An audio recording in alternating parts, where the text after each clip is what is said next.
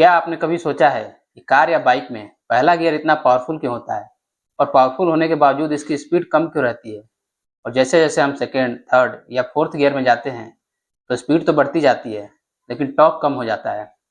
इस वीडियो में हम इसे इतनी आसान भाषा में समझेंगे कि आप कभी नहीं भूलेंगे।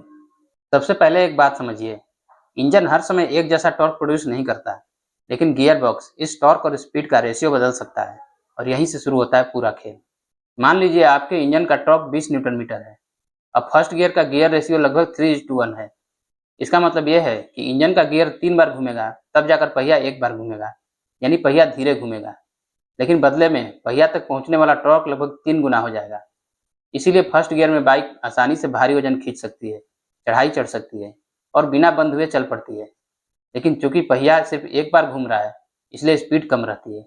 अब अगर आप फोर्थ या फिफ्थ गियर में जाते हैं तो गियर रेशियो 1:1 या उससे भी कम हो जाता है। यानी अब जितनी तेजी से इंजन घूमेगा, उतनी ही तेजी से पहिया भी घूमेगा।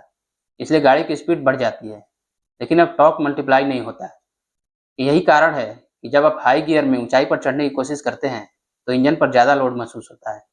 असल में गियर बॉक्स कोई एक्स्ट्रा एनर्जी नहीं बनाता, यह सिर्फ स्पीड और टॉर्क के बीच ट्रेड ऑफ करता है।